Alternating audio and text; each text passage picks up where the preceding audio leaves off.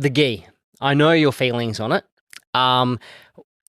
Do you think the gi from a spectator sport is done? And if so, or if not, what do you think the powers that be need to do to make it relevant again, if anything? Oh, it's dead for sure. It's long dead. I think they told me at Flow Grappling. I'm trying to think, like the Black Belt Worlds final in the gi got less viewers than the like opening prelim of a WNO. Well, even the stadium, it was like, fuck, there was no one there. Yeah, no one cares anymore. Not to mention, Pro Grappling is a terrible like portal to watch anything through. It's hard to use the search, It's right? really difficult. Yeah, the gi's dead. I mean, it's not even as hard to win anymore. You know, like that's the problem is like, maybe even further, at least 5+ years ago, winning it was like, holy shit. But now, no one gives a fuck. You know, like Black Belt, I mean, it's crazy. Black Belt champions still can't sell a seminar. It's like. I have no doubt that this match, my match against Gordon, it was until now the biggest match in the history of the sport, where everybody would like to see, and now you see like Gordon collecting all the good fruits of his victory, his performance at ADCC. You know, he has such an incredible performance right there, being the first guy to fight in the Superfight, but also fighting the whole event at such a young age. And everything that he planned worked in his favor. He was on his day. And of course, he trained hard for that. He did that. He made that happen. But about my feelings about the fight, I had like tough years, you know, like the last couple of years was really tough, especially after the pandemic and all that.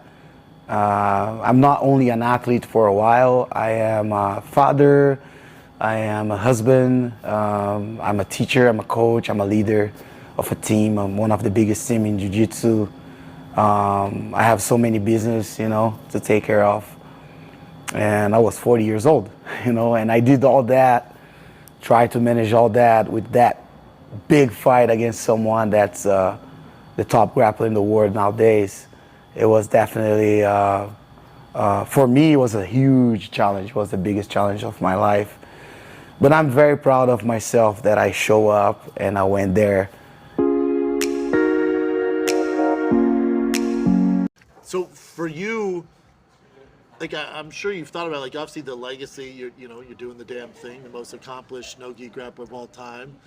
You just signed this big seven-figure deal with Flow Sports. It's like and you're 27, so it's like, do you see kind of like how long you can do this? Like, what's the goal here? You're gonna wait till you're just the face of all of it. So it depends on three things. Number one, obviously I have to stay healthy. So as long as I'm healthy, which I somehow just can never be completely healthy with my stomach, but as long as my stomach is manageable. And I have John as my coach. I won't compete without John as my coach because I feel like that makes such a big difference. And also Sunny runs my diet. She runs my workout. She runs everything for me on that end. So if I have Sunny around, if I have John around, and if I'm healthy, I plan to compete until I'm 40 because that's about when you peak in terms of isometric strength, but still maintain good amounts of cardio. And jiu-jitsu athletes peak a lot later because of the fact that most sports like wrestling, MMA, boxing, they're all sports based on explosion. Whereas grappling, jiu-jitsu, is built around isometric tension. Yeah. So you don't need that explosivity that you do in the other sports. So you peak a lot later. So you see like someone like Andre, it's my belief that Andre was the best Andre in 2019 ADCC. You talking about Galvao? Yeah. He was almost as good when he fought me, but it wasn't as good as when he fought Felipe, I don't think. Interesting. And he was 40 when he fought me. So I think Andre's peak was his 38. I mean, he was bigger than ever. His cardio was better than ever. He was more technical than ever. He had that many more years of technical development. So it's my belief that you peak between 35 and 40 in grappling. That's so interesting. If I can compete until I'm 35, 40, I'll be happy.